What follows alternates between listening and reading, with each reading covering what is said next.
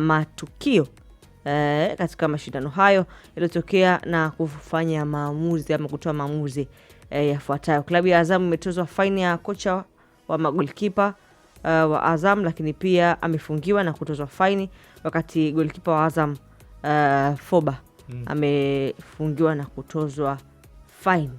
Jana taarifa hiyo rasmi ilitolewa na TFF. Mimi napitia taarifa kwa ufupi tu.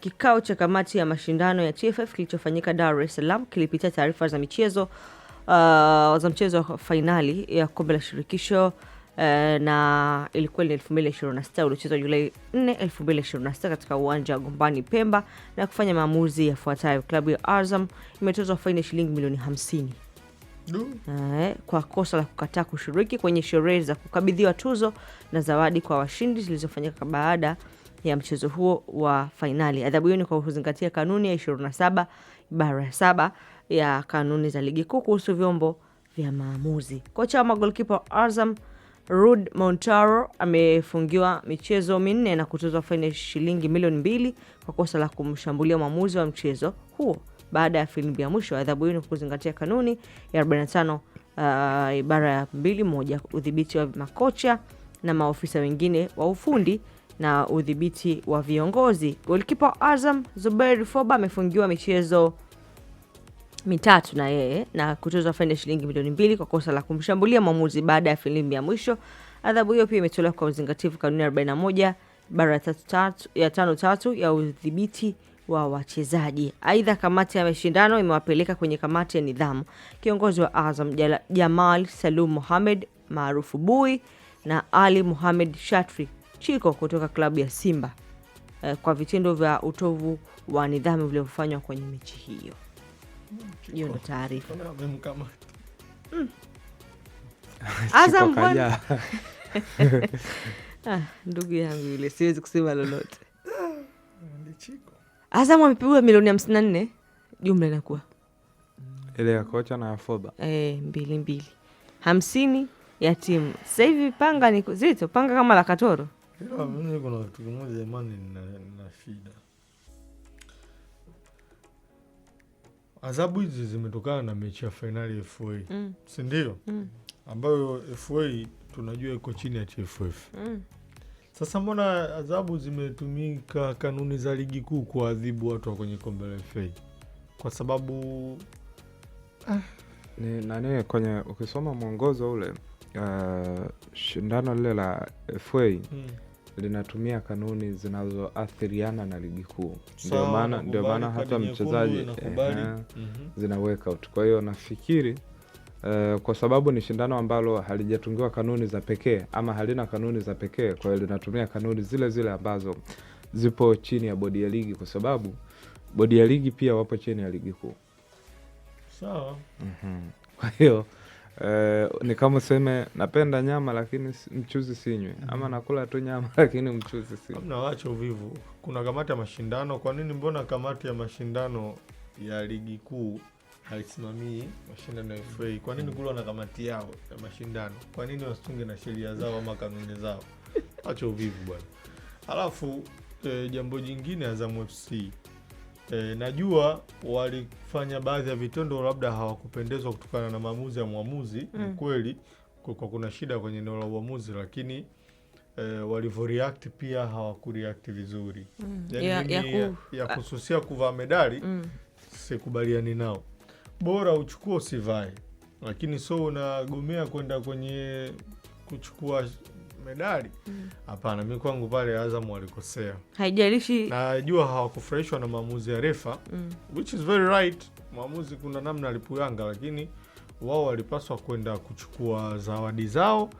Mimi nimeona mara nyingi Ulaya wachezaji huwa hawafurahishwi na waamuzi, lakini ikifika muda wa zawadi wanakwenda, wanapewa medali yao, wanavalishwa, wanavua, wanazishika mkononi, wanaondoka.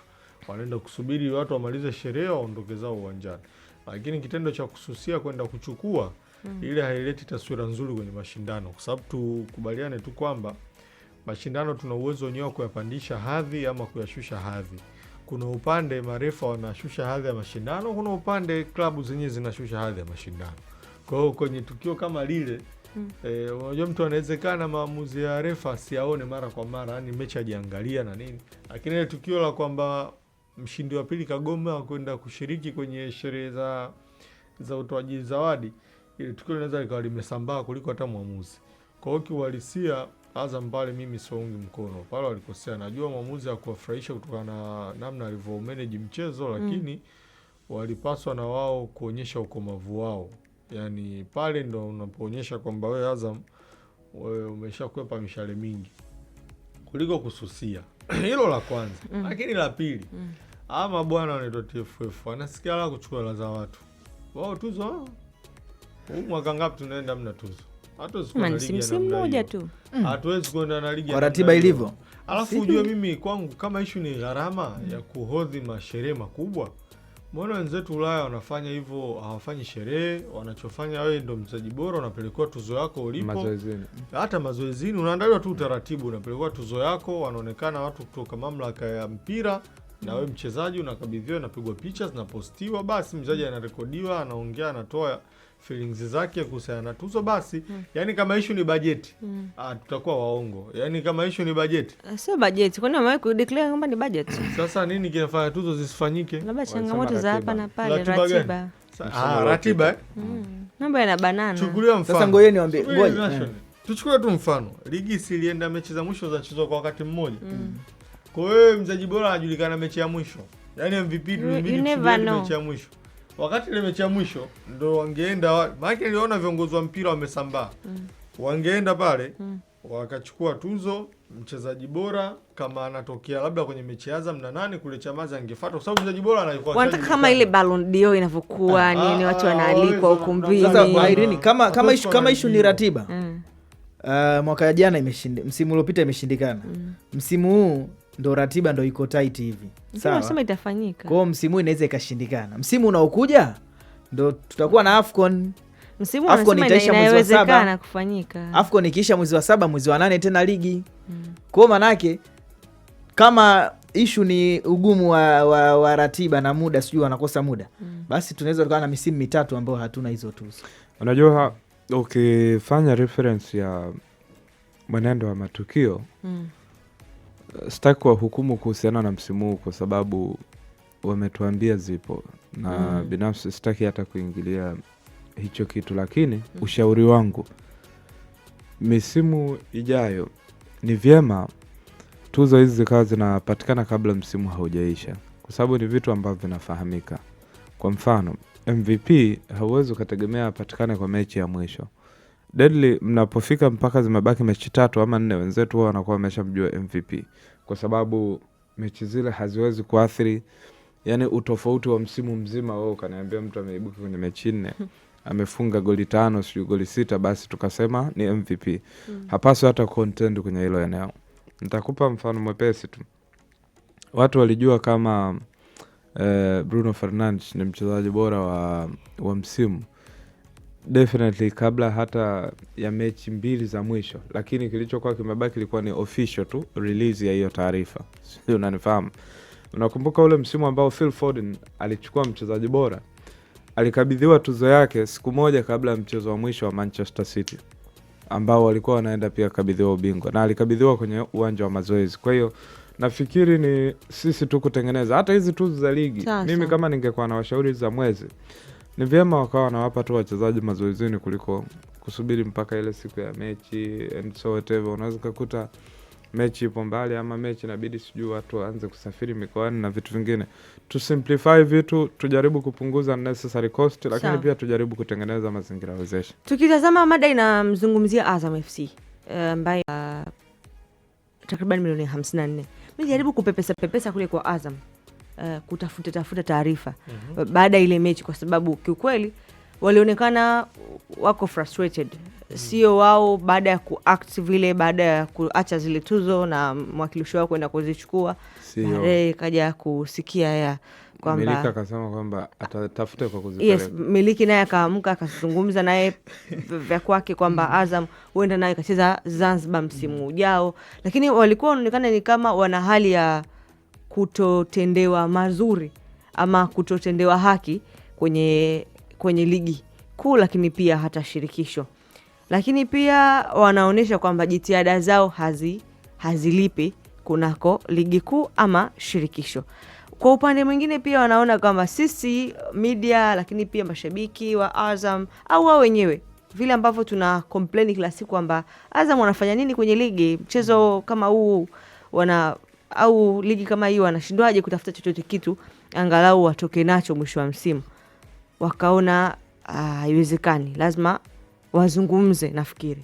Kwa hivyo akazungumza miliki na tukaona hivyo, lakini baada ya kuchimbwa huku na huko, kuna mtu mmoja akaniambia bwana, imekuwa too much, sisi hata tufanye nini? Tuoni kama kuna namna sisi tutakuwa sehemu ya hii ligi. Unajitahidi kuonyesha mchango wako, lakini hauoni na kwa haki. Pengine TFF pia wanatakiwa walipitie hili na kuona namna gani wanaweza kutengeneza usawa na kusikiliza. Basi kama usawa upo, basi wasikilize nini hasa Azam kinawasumbua, instead of kuwapiga mifaini minini. Hata basi wakiwapiga, basi kuna haja ya kuwasikiliza pia, kufahamu kwa nini mtu asusie tuzo. Pengine kabla hata ya kufika huko, unajua challenge ambayo mimi naiona kwa upande wa mamlaka ni ile kutoa adhabu kabla ya kufika kwenye kutafuta suluhu ya kweli. Kwa mfano, watu wanagomea vyumba sio mara moja. Lakini je, ni kweli tumejiridhisha kwamba vyumba vyetu vipo salama? Sio, unanifahamu? Kabla ya kuingia tu kwenye fine, ni kweli tumehakikisha vyumba vipo salama? Kwa sababu mimi hainiingia akilini, na Mungu alishawahi kugomea kuingia vyumbani. Azam aligomea, Singida aligomea, Yanga ndo kila siku mpaka naenda kuvalia nje ya uwanja. Yaani imekuwa ni kama mashindano ya mtaa tu, kwamba mtu anaweza katoka, unavuka mpaka uzio wa uwanja wenyewe. Sio, unanifahamu? Siamini kama watu wote wanafanya hivi vitu kwa bahati mbaya. Siamini. Lakini pia siamini kama vitu vyote hivi vinavyofanyika watu wote hatusema wamerukwa tu, yani hawapo sawasawa tu kichwani mpaka watoke nje ya vyumba. Suluhu ni nini sasa? Ni kufanya ni kwenda in details, kufanya utafiti wa kweli. Yani hauwezi ka assume tu kwamba acha tuwapige tu fine kwa sababu ni hivyo. Lakini lazima utafute mwarobaini, ni kweli kule vyumbani hakuna shida. Kama hakuna shida, tumejiridhisha kitaalam na tumeweka kwamba labda tuna kama wengi wanavyolalamikia ni harufu, na mara wengine wanasema kuna hewa nzito, si ndio? Unaweza kufanya detector, ukaweka detector kule zikadetermine kama kuna sumu ama kuna vitu gani, basi tukaweza kutoka na majibu yaliyonyoka. Lakini cha pili ambacho ndo nakiona kikubwa zaidi kwa timu zetu, tuna changamoto ya kutokuwa na lugha ya pamoja. Yaani leo akilalamika Simba kuhusu waamuzi, Yanga wanaenjoy. Akilalamika Yanga kuhusu waamuzi, Simba wanaenjoy. Na Azam FC anaweza hata kakaa pembeni kabisa. Sijui unanifahamu? Yule anayeguswa na mwamuzi siku hiyo ndo anayekuwa mkali na ndo anajiona kama na uchungu sana wa kupigania hicho kitu. Mimi nimejaribu tu kufuatilia hapa nchini, likitokea tukio la mwamuzi kukosea, huwa halizungumzi kama la mwamuzi kukosea, linafanyiwa reference, mbona siku fulani sisi tulifanyiwa hivi. Sawa. Sijui unanifahamu? Inahalalishwa kwa kutumia matukio mengine. Kwa hiyo mpaka siku ambayo tutaanza kuzungumza lugha moja. Msimu uliopita ule Simba linufaika na maamuzi na makosa ya waamuzi kibao tu, Yanga wakanalalamika. Msimu huu kuna mechi ambazo walikuja kulalamika hawa Simba Sports na maamuzi ya waamuzi. Sijui unanifahamu? Lakini kama tungekuwa tunazungumza lugha moja kwamba haya ni makosa ya waamuzi, haijalishi katendewa nani, nafikiri ilikuwa ni rahisi sana. Kwa hiyo hata Azam binafsi naona naangukia tu kwenye hilo kundi, kwa sababu hata yeye kuna siku ambazo amenufaika na waamuzi ambao wanakosea kwenye michezo yake. Nakumbuka mchezo dhidi ya Pamba last season, walicheza pale Chamazi. Kulikuwa na mambo mengi tu ambayo huwezi hata ukayafurahia kuyatazama, lakini ungewaambia siku hiyo, wangekuambia vile vile kwamba bwana kuna reference hii. Kwa hiyo mpaka siku ambayo wote tutaamua kuzungumza lugha moja, itakuwa rahisi zaidi kuresolve hii kesi.